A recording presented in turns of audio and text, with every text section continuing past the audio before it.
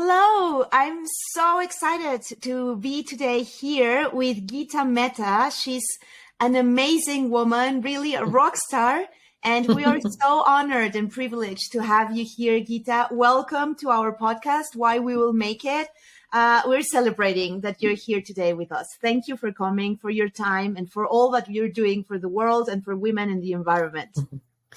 Thank you so much for giving me this opportunity. No, of course. I want to tell you more about who Geeta is. In case you don't know, most of you will, but Geeta is a social entrepreneur, author, and architect. She's the co-founder and president of Asia Initiatives and developer of the concept of social capital credits. Geeta is also the co-founder of URBZ, User-Generated Cities in Mumbai. She serves on different advisory boards related to urban development, women affairs, and other topics, and is a professor at Columbia University's Graduate School of Architecture, Planning, and Preservation, all while being a mother too.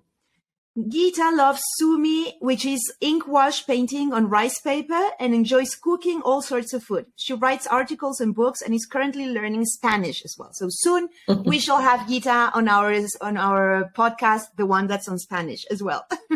Wow. Well, what a bio. That's amazing. Your bio is amazing.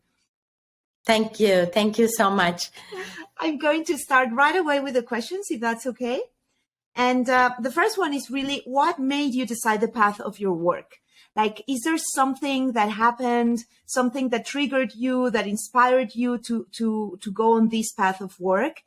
If you could tell us a little bit about that. Thank you. Thank you.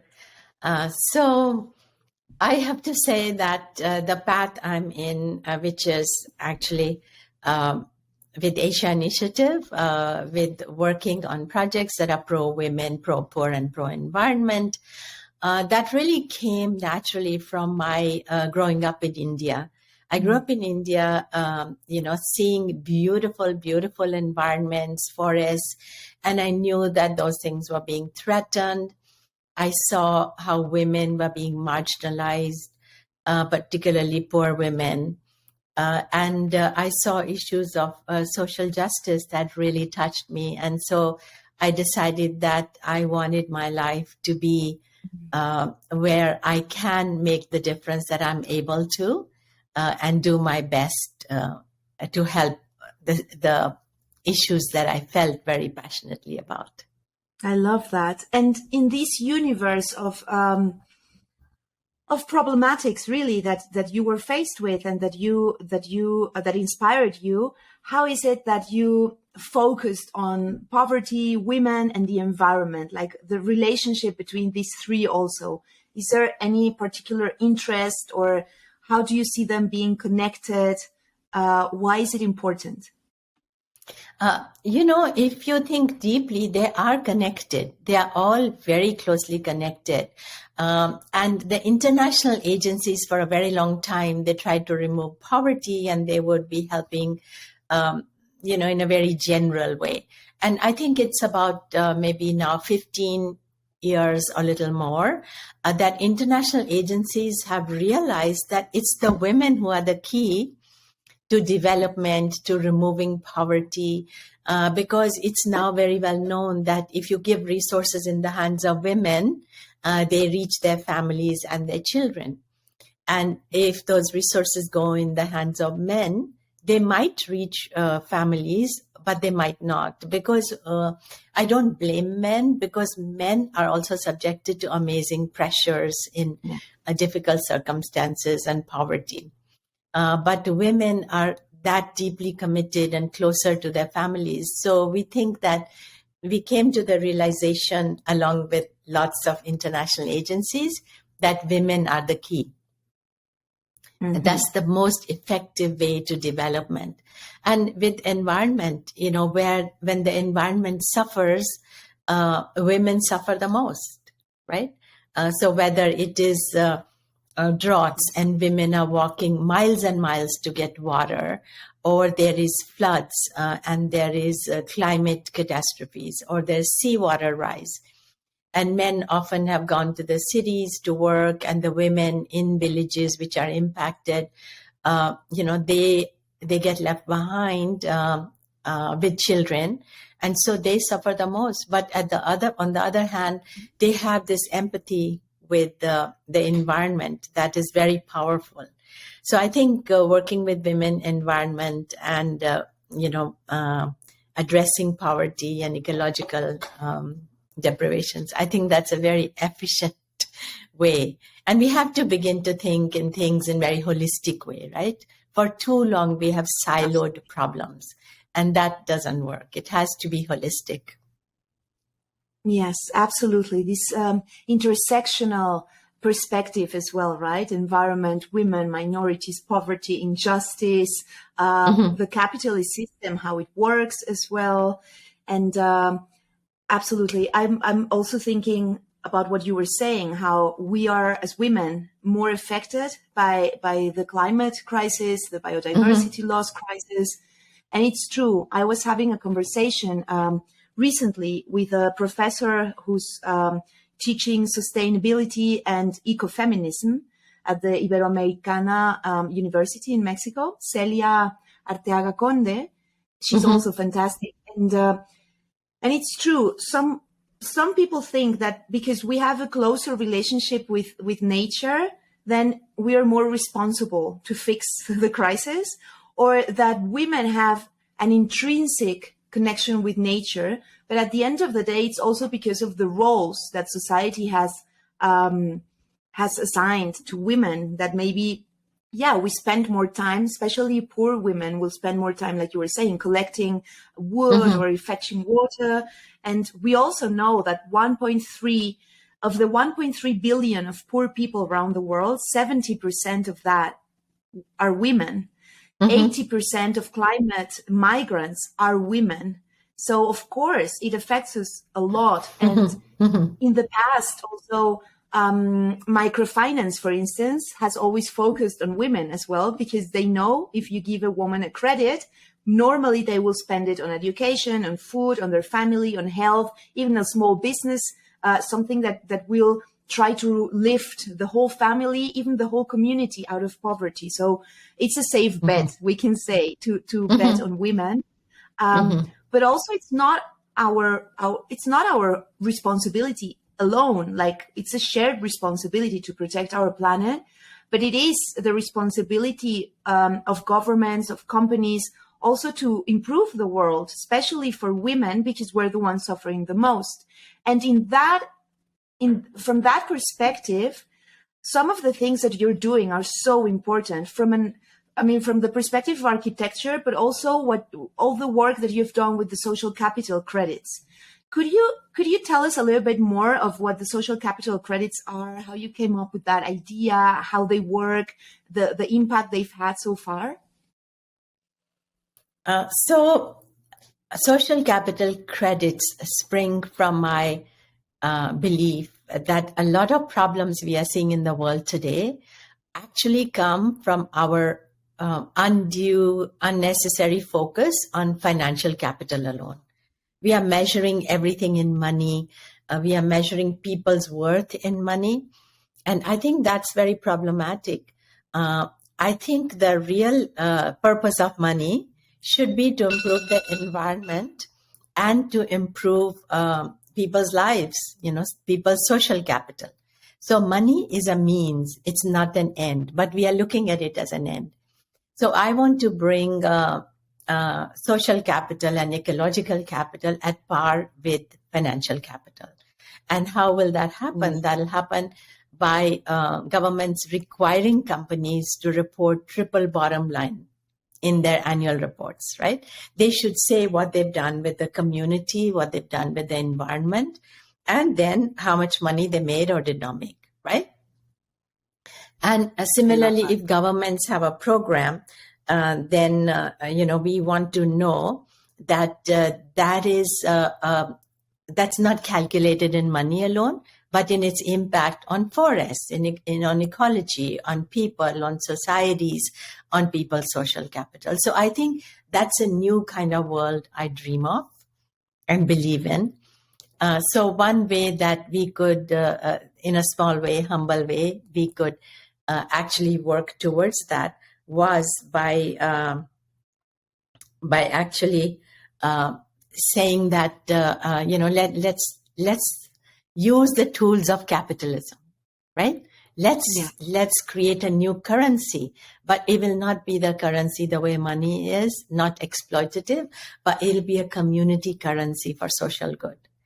And to just give you an example, the way you earn it is by helping your community, right? And then you can spend it on yourself or on your community. And just to give you an example, people in our projects are earning social capital credits, which we call SoCs. They're earning SoCs by reforestation, by switching to organic agriculture, by tutoring younger children, by rainwater harvesting. So really all the good things that can help the community. So you earn SoCs and they go into your account on our SoCs app and web platform, and you spend them on yourself, your education, healthcare, and upskilling, right? And microcredit. And on we have two kinds of SoCs. So you can spend them iSoCs on yourself, but community SoCs for your community. Like if, for example, if there's a remote community that doesn't have public transportation and people earn SoCs, so with the community SoCs, they can buy a bus, right? And with iSoCs, they can get bus tickets to go to the city or use transportation.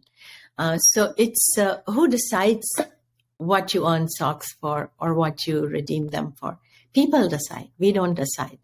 So we have Socratic dialogues with communities, could last for days, and people express what their needs are and what they're willing to do for it. Because nobody's really looking for charity. People are looking for growth and development with dignity, right? So we want to empower communities. We don't want to just give them what we think they might need. So it's a very different approach. I love that. And I want to see this all over the world. It's important. I do too.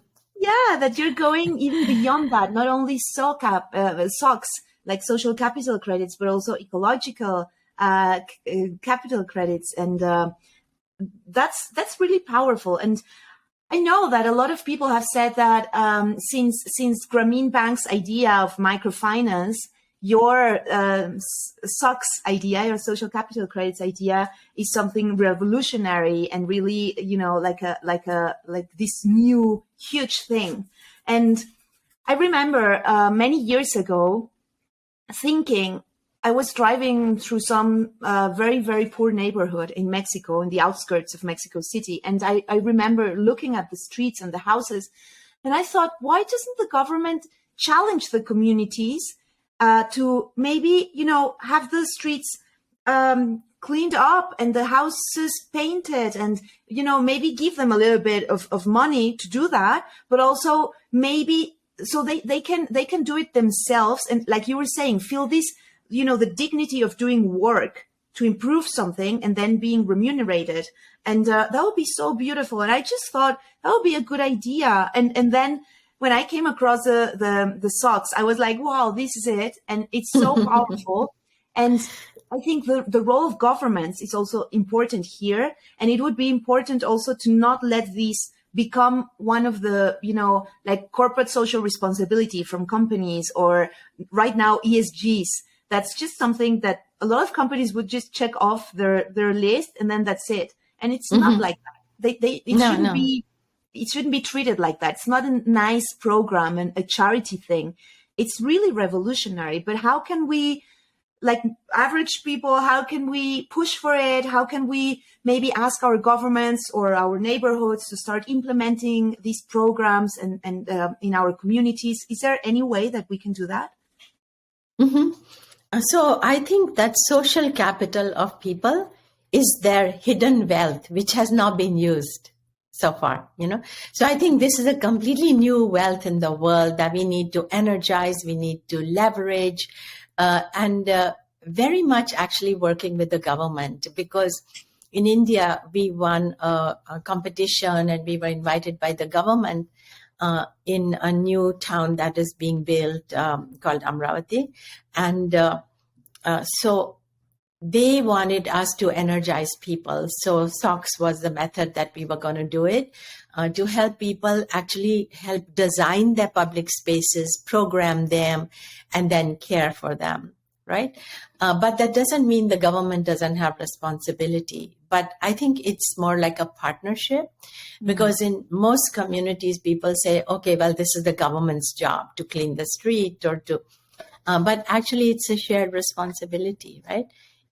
I spend a lot of time actually in Japan. I've had the opportunity to work in 13 countries, actually. But in Japan, I saw social capital at work. You know, the world is thinking that how come this country was totally devastated in the Second World War and it springs up like that, you know? And then every time there's a disaster, whether it's Fukushima or something, people just come together and they work with the government very closely. So I think social capital is something wonderful to learn from Japan. When I lived in Japan and I just moved there, I was so surprised that in autumn season, when the leaves fall, you know, people just clean up the outside of their home automatically. So there is this shared responsibility, which is so important. And then you work with the government on that, but you have to trust the government, and the government has to earn that trust. Yeah. So I think in some countries we are getting very far away from that, but I think that that's the key to development. Energized people, and then government working in partnership, in dignity, right? Shared responsibility. Yeah. Wow, I love this. I think it could be an antidote or a vaccine to all these also individualistic, hyper-individualistic path on which we are right now as a society, as a global society. And I love how you say it's a different sort of wealth. Mm-hmm. We are so used to linking wealth with money, but it's true. It's true. How many super wealthy people do we see around the world? And, you know, like, is that it? Is it really all about money? Is that really wealth? Like, if we understood wealth from like you were saying, from a holistic perspective, is wealth really only about money? No. And I love it. I love it. I really want everyone to listen to this. And I want you on the covers of all magazines and newspapers saying that, because it's also, you know what? It's also super hopeful. It infuses us with a lot of hope that there are still new ways, new ideas, new methodologies, new frameworks that we can rely on, like this one, to keep building a better world for everyone. It's not over. And there's always a way. And this is, I mean, this fills me with hope, to be honest, and excitement as well. So, wow, I see a lot of potential. Yeah. No, I think the world is right now in a crisis situation in so many ways. So I think crisis is very good, actually, because we just went through COVID, right? And if you look at the history, then after the Spanish flu happened, the world was ready to think of new things because everybody had gone through so much pain. And I think right now we are in that situation. We've gone through COVID. We are seeing all the climate disasters happening in California, in Asia, in South America. So I think the world is kind of ready for new thinking. And I think the new thinking has to be that we recognize our wealth, right? Our true wealth is actually social capital and environmental capital, ecological capital. And money is simply a means. Absolutely. To get that. It's not the end of the game. So I think we have to move away from the hyper-capitalist model to a more holistic understanding of wealth. Absolutely. And when people get together and start working together, we are unstoppable. Like nothing is impossible, right? Imagine a whole community saying, okay, we're going to work together to solve this, to make this or that happen. That's how change happens. And we see that in Mexico too. Whenever there's a big earthquake in 1985, the huge earthquake, and then again in 2017 that we lost people, buildings collapsed, Mexicans, when that happens, we just forget about all of our differences. Even in 2017, we forgot about all our differences that were being a little bit, played with by governments and politicians to create this divide of these sort of citizens and that other sort of citizens, we and us, them, and that sort of political narrative. But we all forgot about everything. We didn't care who was next to us. We were digging with our own hands and nails, trying to get people out of the, of the collapsed buildings and helping. And I remember going to a Home Depot with my best friend very early in the morning after the earthquake to buy some tools so that we could donate them. And it was absolutely empty. It was empty. Everyone had bought everything so that we could all donate, even the very expensive machines. And then the woman on the corner selling tamales, this Mexican traditional thing that we eat sometimes in the mornings, I asked her if I could buy 20 so that we can give them to the volunteers and the soldiers. And she said, why do you need them? And I was, because we want to give them to the volunteers where the buildings collapsed. And then, this woman lives from that. She gets her livelihood from selling tamales. And she closed the whole pot, like with 100 tamales. And she said, you take the whole thing. That's my gift for these people. Wow. And I was in tears. I was like, oh my God, we are so amazing. This human spirit, this solidarity. And if there could be a way that we can harness the power of that without having to wait for a horrible catastrophe, but on a day-to-day basis, imagine what we could achieve. And for me, the SoCCs are a great way to do that. So, wow. And it's happening in our projects every day. Every day. People are coming together. They are solving droughts, the problems of flooding. They are, the problem of not having good access to schools. They are solving that. Not having access to digital technology. They are solving that all by themselves and in partnership with each other. So I think people coming together is the magic, right? So we have to enable that magic. Yeah. So SoCCs actually do simply incentivize that. SoCCs just incentivize people coming together. Yeah, and it increases the agency as well, because it's not, we don't have good education or digital access, so let's sit here and wait for the government to bring it to us. No, it's you have agency too. And of course, the government has a responsibility. I'm not saying they don't, but it's, again, reclaiming that power that we have, that sometimes, especially in underserved communities, a lot of people might feel, from the work I've done in the past in international development, also a lot of people that we talked to and worked with before, they used to feel like, we have no tools. What can we do? And this is something that really increases your agency. And again, it's also centered on the dignity of the person. And at the end of the day, they are the experts on their lives. It's not someone from a international development agency that arrives and says, oh, these people need this or that. No, they are the experts. Nobody knows best what they need. So I like to say that people who are closest to the problems are closest to solutions, right? So you just have to, like you said very well, that you just have to enable that agency and make people realize. And once they start, like you said, it's unstoppable. So I see that every day in our projects, and it's so wonderful. Oh, I love that. Do you have any particular memory regarding SoCCs that you hold close to your heart, like something that happened or a transformational story or something that you hold close to your heart? There are many, many stories that I can tell you.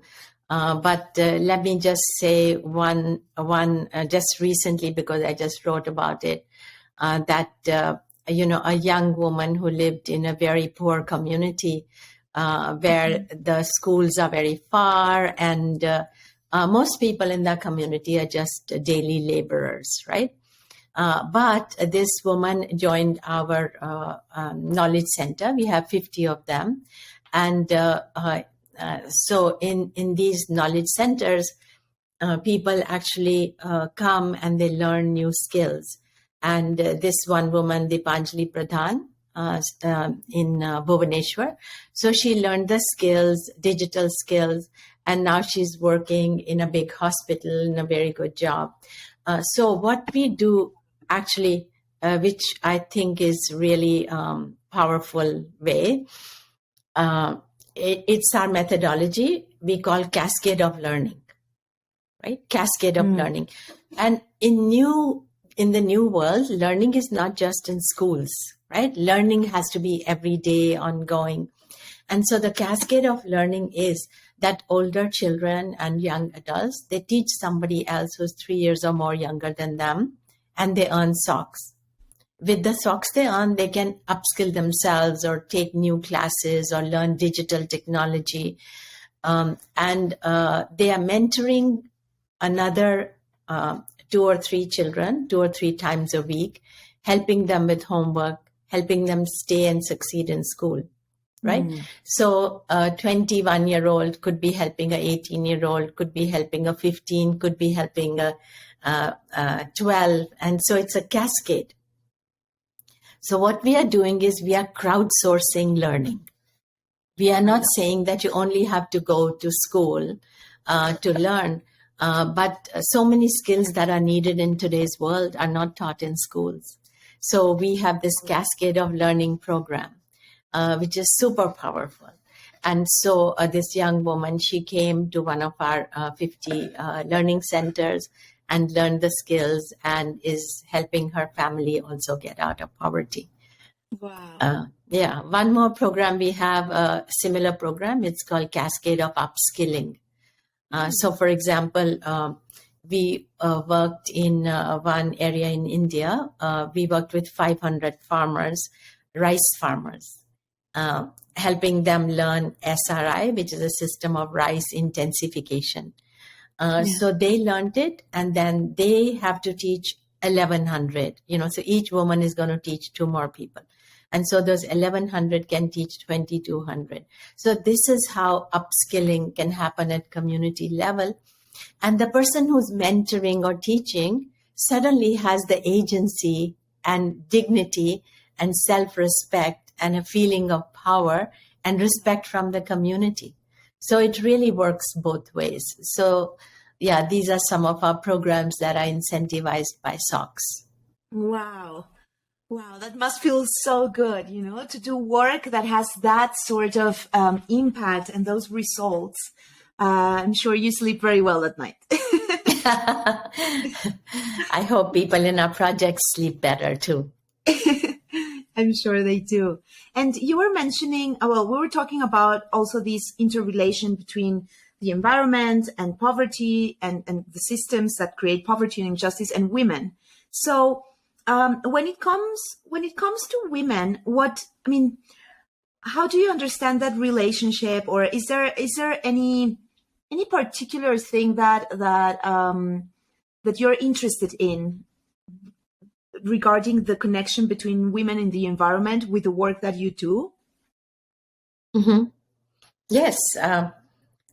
I think the connection of women with empowerment with the environment is very powerful. I'll give you an example. Do you know about this tree hugging movement that started in India in 1970s?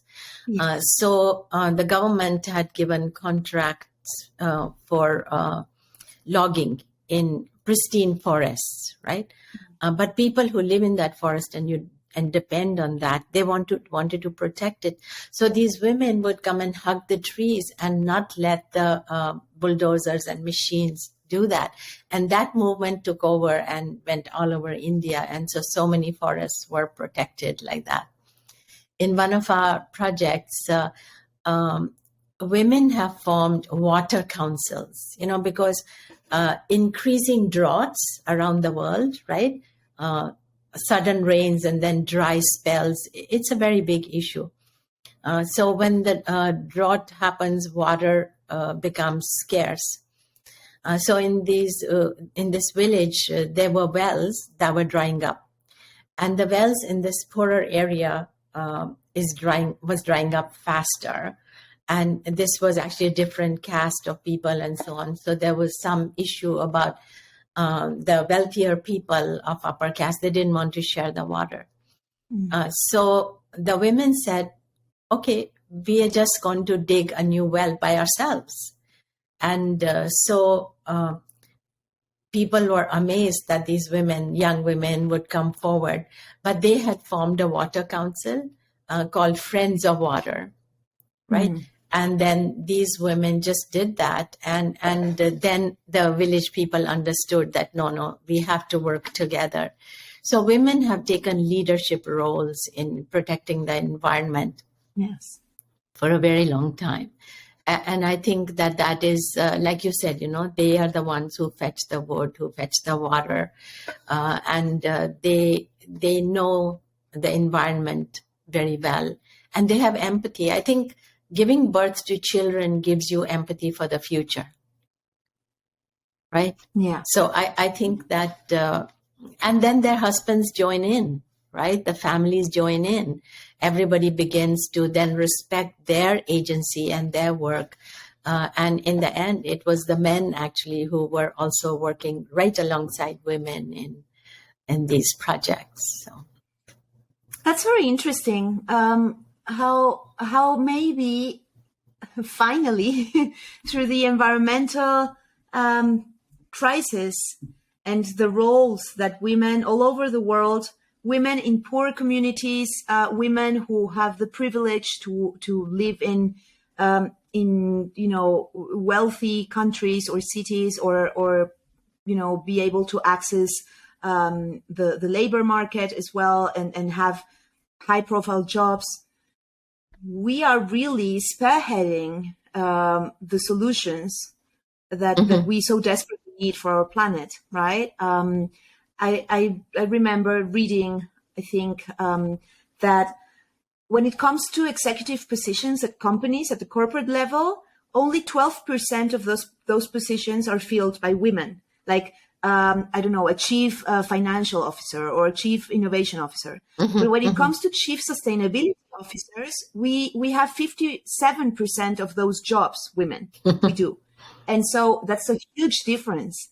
And at the end of the day, as family heads, we are the bosses in the family somehow. We also decide how the budget is going to be used. When we go to the market or the supermarket, we decide what we spend that money on. So we have a lot of say there. And maybe this process or this struggle that we're spearheading will give women, in the eyes of the rest of the world, more agency, more power, more respect even. There are still countries where women are not respected at all. And we're doing all these amazing things for our planet, and that I'm sure that a lot of people will, hopefully, in many of those places and communities, start seeing women with eyes of more respect and dignity, and acknowledging that the work we do is valuable, not only for us and for our communities, but for our planet. So I never thought of it like that, but what you're saying is very interesting in that way too. And women themselves have to feel that agency, right? So many women grow up in circumstances where they don't dream big, right? Their dreams are sort of, thwarted. So women need to have that confidence and achievement. So a lot of our work is with women and young girls, right?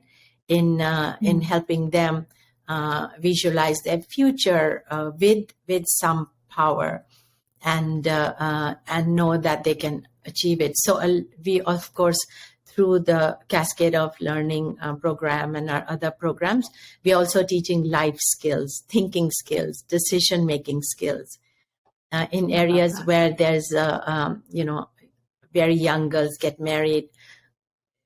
there's even like, how do you teach them the vocabulary to discuss with their parents that they are not ready yet? They want to have a career first. So there's a lot of very hyper-local work, and all our projects are really hyper-local. So, yeah. Wow. That's true what you're saying. Also, how sometimes, well, not sometimes, most women, and unfortunately, I've seen these with women from all sort of walks of life, from all of them, really.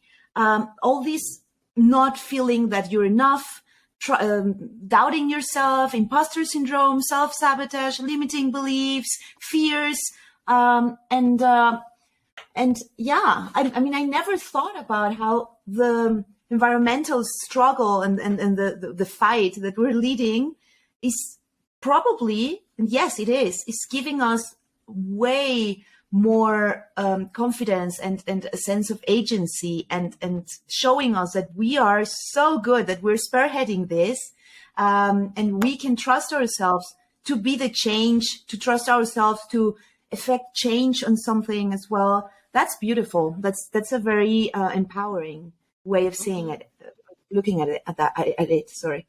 I have another question in mind. Sorry, that's why I got a little bit excited ahead of time. But I'm also aware that you're an architect.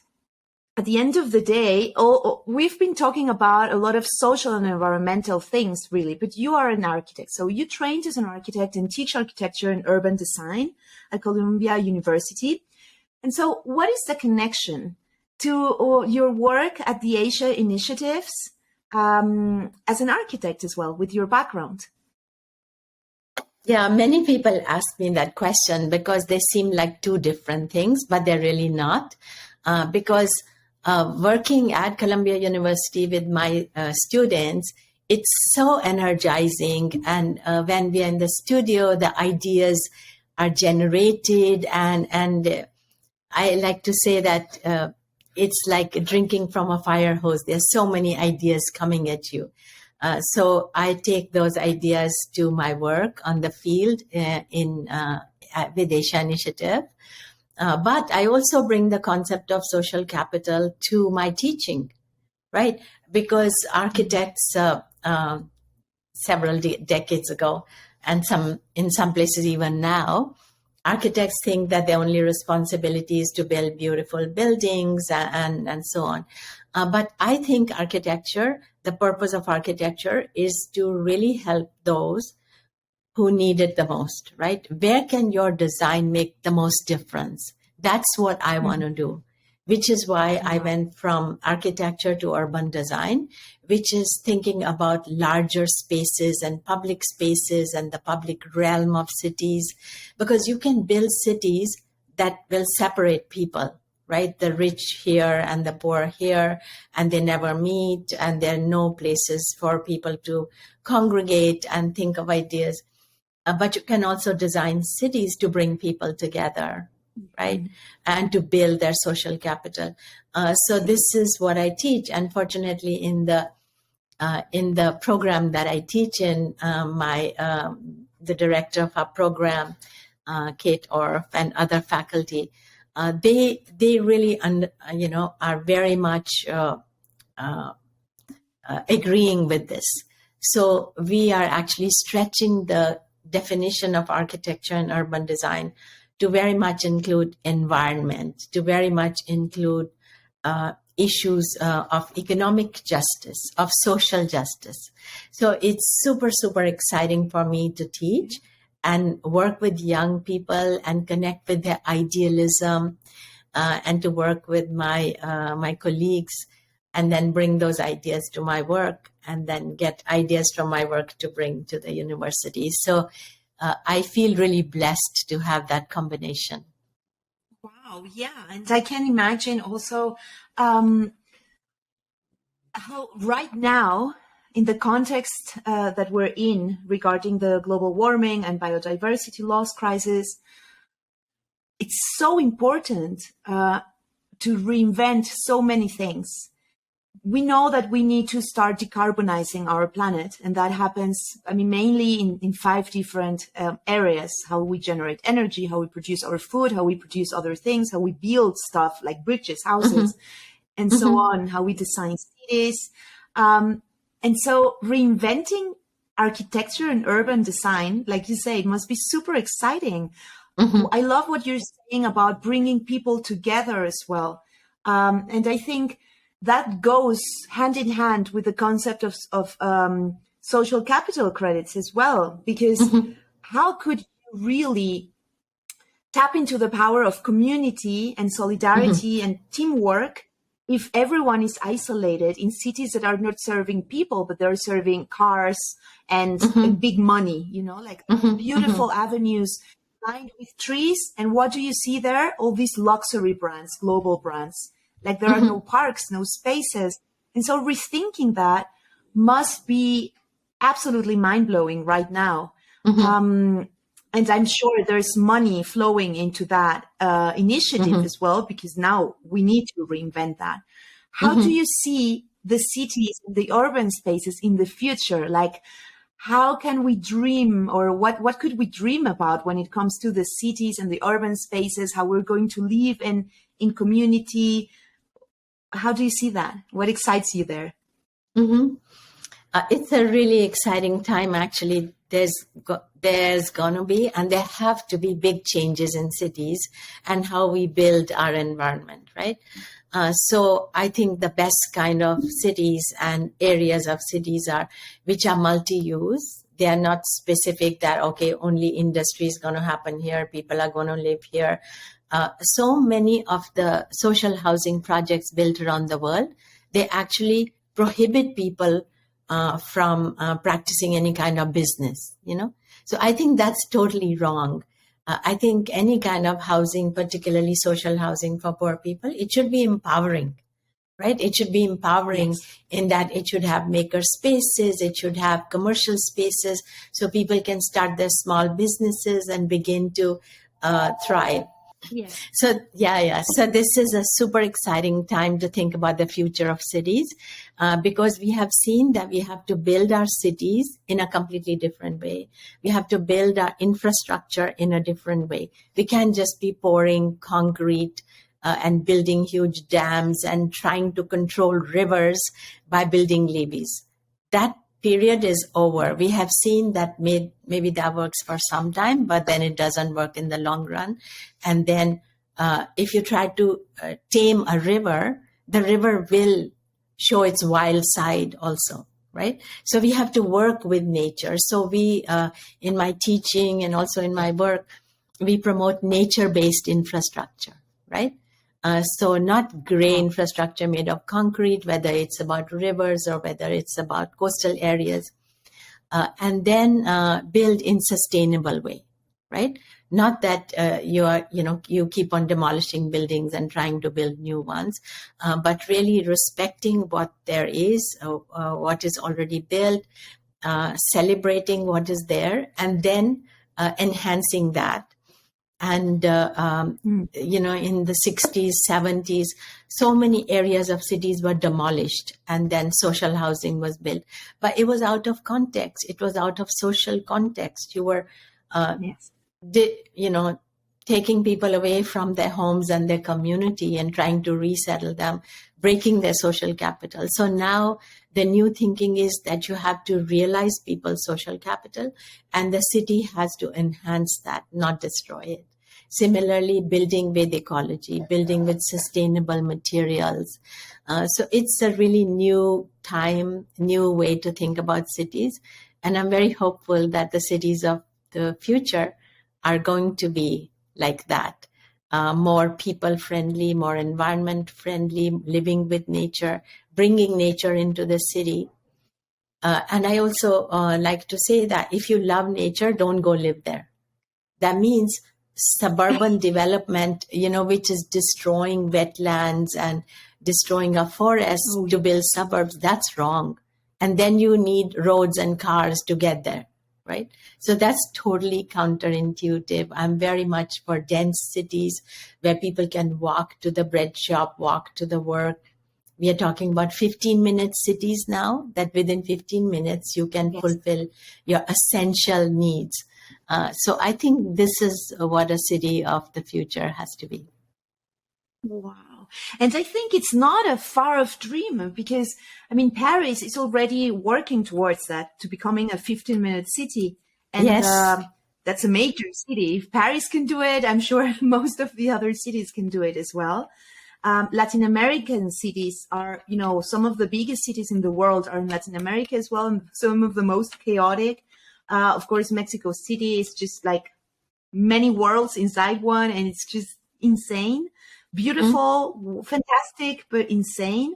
And urban sprawl is also all over the place, and lack of urban planning. Wonderful people, wonderful efforts trying to change things. But I think with this new imperative, you know, the global warming crisis, and with the world aware of this, and seeing efforts all over the world being made, I think this could be accelerated and we could start seeing better results soon. And talking about the future, you're saying you're hopeful. Also, what, in terms of women and the role of women and the environment and the work you do with SoCCs, and also at, you know, teaching at Columbia University, what gives you hope beyond what you were saying now? But what gives you hope for the future? What excites you? I think it's the young people I work with in Asia Initiatives and also in my teaching. Young people are so full of enthusiasm and idealism. And I think sometimes they are understanding issues of environmental urgency much better than older people, because it's going to be their future, their world. And they are really, really, creative about it. They're hopeful about it. And so I get a lot of energy from my students and also from the young people in our projects in Asia Initiatives that I work with, and my staff, of course. I love that. Yeah. If you could, I mean, you're such a wise woman, and the work you do is so powerful. If you could give advice to other women who are listening today, whenever they feel a little bit blue, a little bit hopeless, overwhelmed with what's going on in the world, or whenever they feel like they want to do something but they don't know where to start, is there something you could recommend, some words of advice, where to look, what to do, how to maybe help your efforts as well? Anything that could be a balm to this audience? Yes, I think that women really need to realize that they have the agency, they have the long-term vision, and they have the empathy with the future because they give birth to children. So that should give them power. That should give them sense of agency. And being together with other women and with men, of course, who are sympathetic to their causes. So don't sit there alone, right? Mm-hmm. Get together and energize your social capital and talk to people. In so many of our projects, we make self-help groups of women, right? So these are women who come together, let's say 12 to 20 women. So let's say the project is several hundred people. So we'll break them up into these small self-help group of women. And they come for regular meetings to discuss, about social capital credits, what are they earning, what are they spending. But the magic really happens before and after the meeting, when women are just sitting there and they're chatting and they're talking about their issues and realizing, oh, wow, my issue is also your issue. All right, let's talk about that, and learning from each other.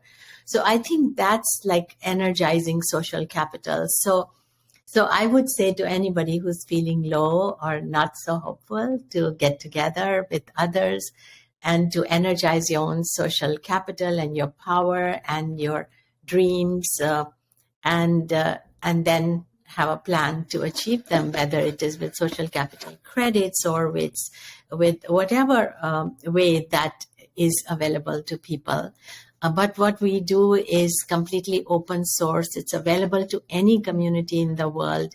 We are doing work in Africa. We have a big project in Kenya. We are working in New York with formerly incarcerated women. We have many, many projects in India. We have a project in Taiwan. And in Hong Kong. And our methodology and our technology is open to anyone in the world. Wherever people, let's say a group of 20 to 50 people can come together and commit to doing it, then we support them in walking them through the methodology and giving our technology. So very happy to reach out to anyone who is interested. Perfect. Thank you, Geeta. Just to finish, you say energize your social capital. I love it. I think I understand what you mean, but what does it exactly mean? Like, how do we energize our social capital? By getting together, and is there anything else we need to do? Getting together is the first step, but then sharing what the issues are, and then sharing what the solution can be, with confidence that together people can achieve that. So togetherness is the key here, right? Amazing power can come from coming together, from communities. So I think that, I think step out, find other people who think like you and can help you, and don't hold back. Don't sit there alone worrying about the future. That's what I would say. Wow. What a way to finish this interview and this conversation with you. Thank you so much, Geeta. Thank you. Thank you so much. Thank you, Geeta.